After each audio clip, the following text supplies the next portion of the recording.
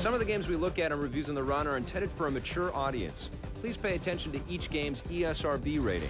All right, I am so excited. This is a game I've been looking forward to for a long time. I'm a huge fan of Oddworld Inhabitants. This is their latest game. This is called Oddworld Stranger's Wrath. It's for the Xbox, published by EA, and man, is this game cool or what? What'd you think of Stranger's Wrath? Well, you know, our friends Lauren Lanning and Sherry McKenna over at Oddworld and the team over there have done it again. Really? This is the best game so far. I think so, too. I mean, I loved Abe's Odyssey on the original PlayStation 1 and the PC and stuff. That was an amazing game. Right. But this really solidifies and brings all of their experience and sort of character-based storytelling into a 3D game environment, and they've handled it really, really well. And see, it's a beautiful game. That's the great thing about Lauren and the folks over there is that, you know, they're not resting on their laurels. No, you not know, at all.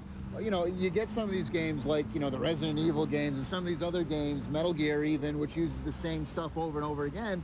It's like those guys. Don't go near my Metal Gear, man. Those are the same control schemes and stuff. Yes. What they're doing is they keep developing games for the current technology and platforms. That's an interesting comment you made there about Metal Gear Solid, because I think like that guy and his game, the Oddworld team has been very true to their vision in all of their games that they've made, and they've got a very definitive, distinctive way for how they think video games should be made, and it's really wrapped around telling a story, character-based storytelling. Amazing cinematics. Great characters, man. Incredible graphics. It's primarily a shooting game, but there's so much character in this game. The ammunition has character in this game. Well, that's true. And I think that's a first in any video game. Well, the thing is, what he's referring to is that you get this crossbow of sorts. Yes. But the things that you'll load up, you can have 2 at a time. It's called live ammo. Are creatures. Yes. Different creatures. You got annoying chip flies. You have zap flies. You have. My favorite are the skunks.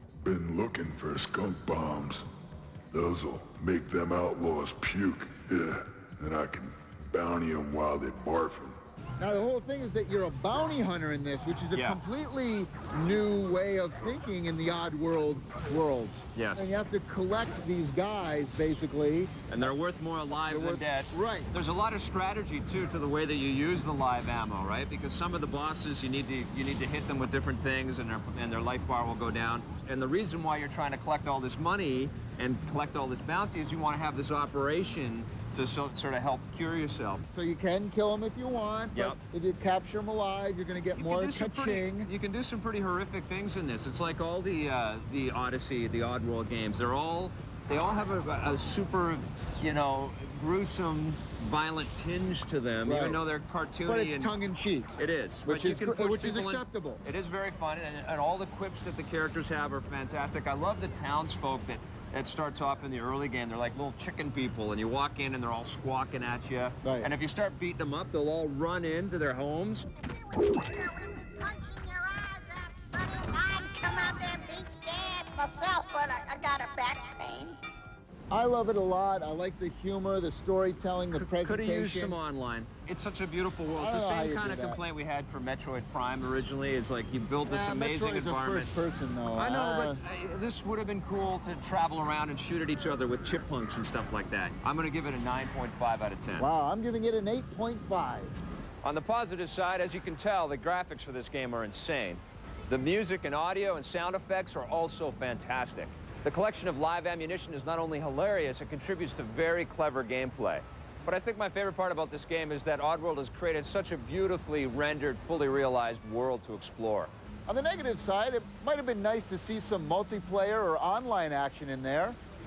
And although there are some innovations, at the core of it, it's still a running, jumping, shooting platform game. Speaking of shooting, we're coming right back with a review of Ghost Recon 2. Stick around. Hey guys, I'm out here in the pretty forest because I am reviewing The Legend of Zelda, the Minish cap. This is for the Game Boy Advance. You can play it on your DS, of course.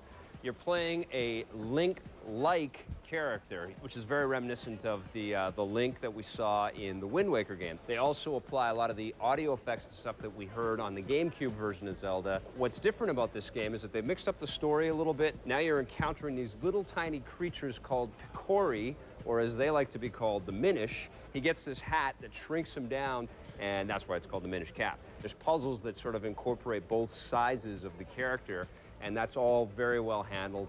They've actually added some really nice foreground artwork where you see giant leaves and overhanging sort of foreground elements. It is feeling a little familiar. Even still, you can't beat this for the GBA. I'm giving The Legend of Zelda, the Minish Cap, 9.5 out of 10.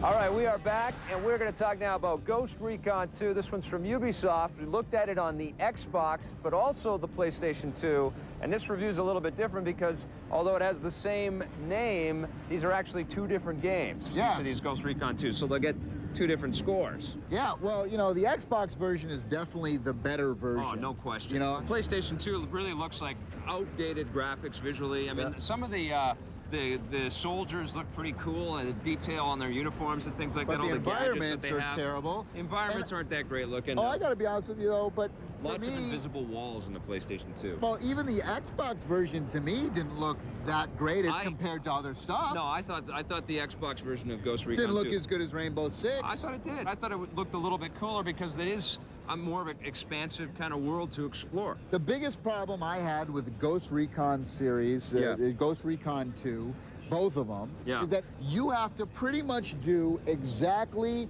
what they want you to do. No, it's and not true. if you have a team Come on, with no. you, if you have a squad with the you, objectives. and if you happen to shoot somebody who's on your side, like the English people who are on your side, happen to shoot, or if you accidentally shoot somebody, one of your teammates in the back of the head, if that happens, your game is over. Why? That is stupid. Because you're not supposed to kill your own squad mates. I honestly, no kidding, accidentally shot one. My game was over. It slaps your hand and says, "Don't kill your own Game teammates." over. Yeah. Let's get off the killing your own squad mates for a second here. All right. Let's talk about online play. I was really impressed with the online options. The fact that you can actually have 3 other people join your team and take all 4 people online and play up to 16 players at the same time on Xbox Live. Very impressive. The voice chat stuff works really well on Xbox. They've got all kinds of awesome Xbox Live 3.0 kind of features with stat tracking. And on the PlayStation 2, it's unbelievably bad. It's like they completely took out all of the detail and stuff that was in the single-player experience. Why? When I can play SOCOM 2 online, and then this, I mean, and SOCOM 2 came out a year earlier. Trying to control your gun in first person on the PlayStation 2 can be difficult sometimes because of the controller, but in this game in particular, I found it impossible to aim properly. One of the other innovative things about Ghost Recon 2 is that there's a third person and first person. Right. But in online on PS2, only first person. You do a lot of kind of over-the-top action stuff in the new Ghost Recon 2 that you never did in the previous Ghost Recon game, like shooting down helicopters and things like that. Yeah, that was fun. It's not the same experience. It's like a completely different game. You know, the funny thing is, though, is that we'll talk about, how the game is more realistic than other games out there. Yeah.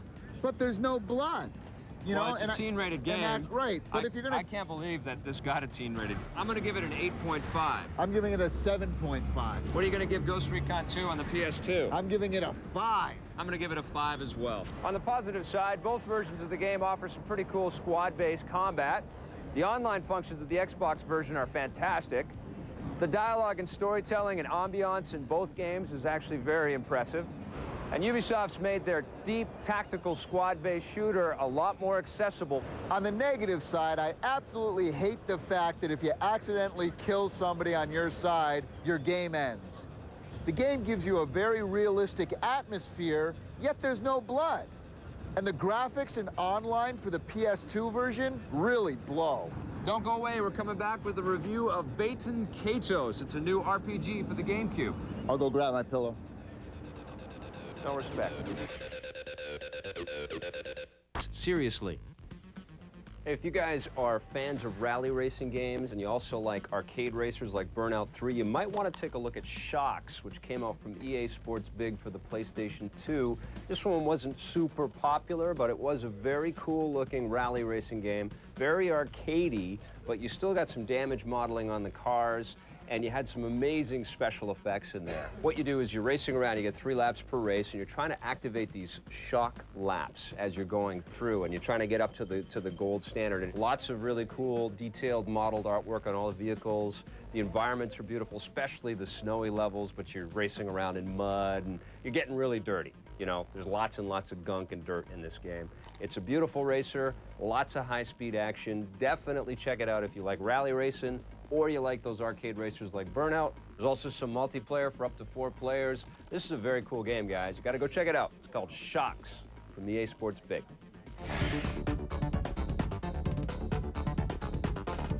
Hey, welcome back. We're gonna talk now about a new role-playing game for the GameCube. This is Baten Kaitos from Namco.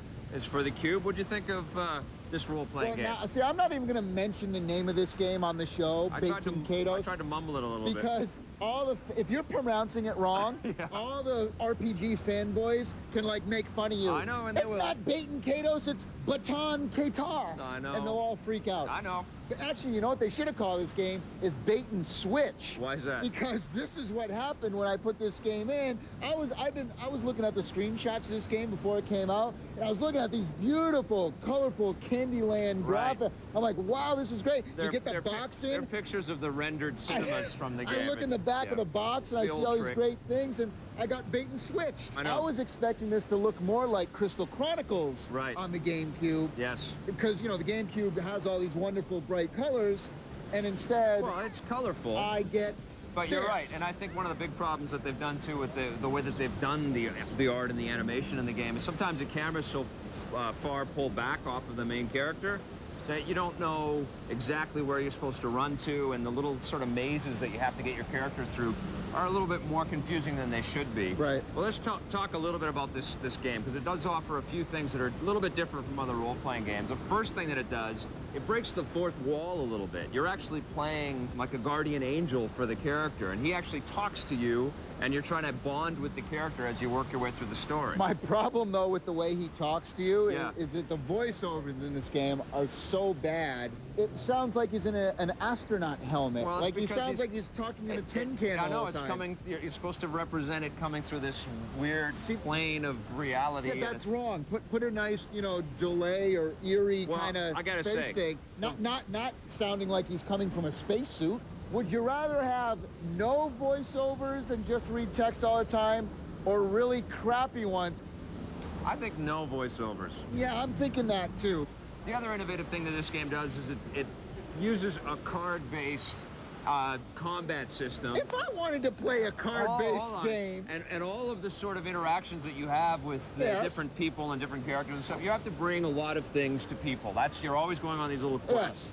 So the way that you bring stuff to people is you take their energy and you put them into cards. So you can carry decks of Why is cards with all this? this stuff. They're called Magnus, and it's their whole sort of... I call way- it stupid. It's the way that they've built up the system. Yeah, they've tried to be different, but it's not any better than No. any role-playing game that I've played before. fact- and that card battle system, it sucks. That's Thank all you. I can say. Thank you. It He sucks. said it. It's Not me. It's He said it. It's completely random. The first creatures that you fight are no big deal. You know, you just take care of these little bats. Then you start meeting some of the bigger guys, and if you get 3 cards that are going to be absolutely useless in your battle, you're done. You're done. It's a long And then game. goes. It's on It's 2 like- discs. There's lots to see, and if you really want to have something that you're going to spend a lot of time with, this is it. But my problem is that there's much better games to spend that much time with. I'm going to give Baten Kaitos, if I'm pronouncing it correctly, a 4.5 out of 10. That's exactly what I'm giving it. On the positive side, some of the visuals are really pretty. And if you're into hours of gameplay, this one has a ton of them. On the negative side, didn't enjoy that card combat at all. The pacing of the game is really tedious, and the voiceovers, for the most part, are horrendous. All right, now let's move on from role-playing games. Let's talk about a controller for the PC. This one is the Logitech dual-action Gamepad. It kind of looks to me like a PlayStation 2 controller. Just a little A bit. little Just derivative a hint of the of that. PlayStation 2 dual Instead shock of talking analog. about the controller this week, though, Yeah. I was hoping that this week Yeah. we could actually talk about the Judgment Day hardware girls themselves. Right. Could we review them? No, I don't think that would be in good taste. I would recommend them. Would you recommend them? I would recommend that we have them on the show all the time. Well, you know, the color is kind of that like really dark midnight blue. All right, I like it. Midnight blue. It's very stylish. Some of the new Ferraris and Porsches have the midnight blue. Right, we'll review Ferraris and Porsches on another show. I recommend Ferrari, by the way. The controller's USB, so it works with PC and Mac, no problem. Which you love. I love the fact that I take my laptop on the road, my Mac laptop, you plug and the in other my 6 people who play games on their Mac, all 7 of us, will love this controller. And it's actually the best thing about this controller. It's very well built, right? But it's very inexpensive. You can get it for less than US 20 bucks. It's durable, yet it's light. Now it doesn't have the rumble option in, which would have been cool if they could have added that. The D-pad's the sort of the circular one. Circle one, But I like it. It's comfortable. It doesn't pinch your thumb when you press down on the D-pad at all. It's nice and comfortable. And it's got all the buttons that you could ever want. I'm recommending it. I'm going to recommend it as well. On the positive side, the dual action controller is very inexpensive. It's well built with all the buttons you could ever want to use. And the best part for me is I can use this controller on my PC and my Mac without any problems at all. On the negative side, Vic just forgot to mention that it's midnight blue. And I would have liked to have seen some kind of rumble feature, because when I stick this puppy down my pants, I want to rock the world. We're going to be right back with Versus, and it's American Chopper against Monster Garage. Ooh. Favorite golf games. Number 1 is Tiger Woods PGA Tour 2004. Number 2, Outlaw Golf. Number 3, Lynx 2004. Number 4, Outlaw Golf 2. And number 5, Mario Golf Toadstool Tour.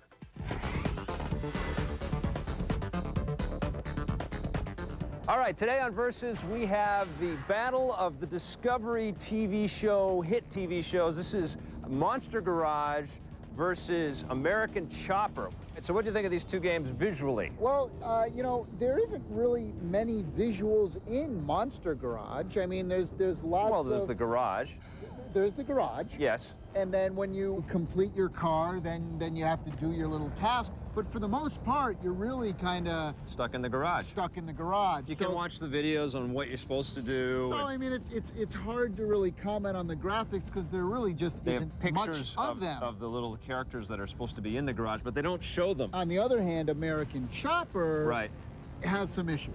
I mean, there's a lot of like pop-up issues. Oh, yeah. This is kind of like Grand Theft Auto Light. You know, they have that whole fogging effect going on, and the problem is you can literally tell where the cutoff is. It's not done well, and so you see the cars just pop into the fog, and sometimes when you're going fast, it actually becomes an issue because it isn't like it happens way down there. It happens kind of close to you. Things will appear right before you, and you got to freak out. I thought it didn't look as bad as I had feared it would, though. I thought they did an okay job at bringing you this action game. I would have liked to have seen better graphics. I mean, even I wasn't even when you do much, man. I was expecting both of these games to look like crap because you know they're based off of a pseudo documentary type shows. But this is an Xbox. Yes. And an Xbox shouldn't look like a Nintendo 64. I thought the graphics in American Chopper, although those weren't that great, they're definitely better. I would agree with you that, you know, American Chopper would get the better graphics. It had problems, but it would get the better graphics just because there were graphics. Right, okay. All right, now audio-wise, how did these two stack up? Now, again, Monster Garage suffers from the same thing in the audio category. Lots of welding sounds. There's just not much of it. No, you can open the doors and take off stuff, and you hear the clack of all these different sort of mechanical elements happening. Yeah. You do get to click on the characters and hear their annoying, inane kind of voiceover stuff. What are we building? A playhouse or a monster? There's no Jesse James, who's the big star of Monster Garage, but he doesn't say anything. If you don't get Jesse James to do the voiceovers, then you don't do the Monster Garage game. It was a little bit weird. You do get the Monster Garage theme song. I thought that was kind of cool, and there's lots of crunchy kind of music in there. Well, good on you then. Great job, guys. And American Chopper has all of these ZZ Top kind of George Thorogood type influenced music in there. You know, they had Paul Sr. in there, and the show really revolves around him and his sons. Yeah. And they have everyone has like the one-liners, but the game American Chopper is more about story mode. I would have liked to have heard more stuff once again, both games don't deliver great audio, Right. but once again, American Chopper is a Chopper little would bit get the better. nod. All right, gameplay-wise. Well, gameplay-wise, I mean, this is an easy one because in American Chopper, like we said earlier, it's like Grand Theft Auto Light.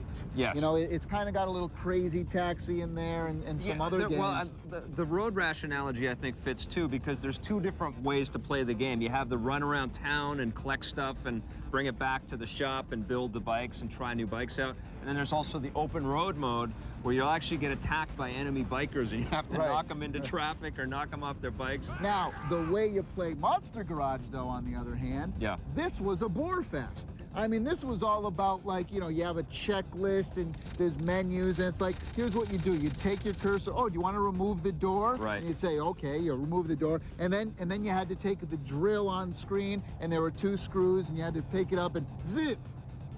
Yeah, you have to put... Like, that's not fun. You have to basically I'm sorry. disassemble Is your that vehicle. fun?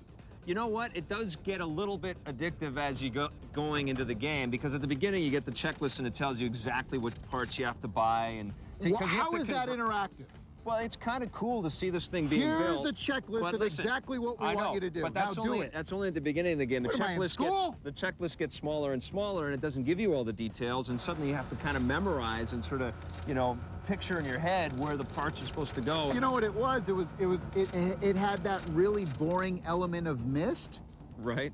In a Monster Garage. So I guess gameplay-wise, there's no contest here again. Gameplay-wise, American Chopper, there's a game there. It's Right. fun, it's entertaining, it's easy to get into. Monster Garage is like a textbook. So what are you going to give American Chopper? I'm giving American Chopper a 6.5. I'm going to give it a 6. What are you going to give Monster Garage? I'm going to give it the 5er. I'm giving it a 5 as well. So there you go, 2 hit Discovery shows, but we liked American Chopper a little bit better than Monster Garage. Today on the show, we took a look at Oddworld Stranger's Wrath, which features a fully realized, beautiful world to explore, but it would have been nice if there was some multiplayer in there. Ghost Recon 2. The squad-based combat in this game is pretty fun, but the PS2 version is nowhere near the quality of the Xbox game. Baten Kaitos. There's some really pretty graphics in this game, but that card combat didn't interest us at all. In Versus, it was Monster Garage, which lets you soup up a bunch of crazy custom vehicles, against American Chopper, which kind of played a little bit like Road Rash. Both of these games based on TV shows were better than expected, but we enjoyed American Chopper a little bit more. Excuse me. I'm hungry.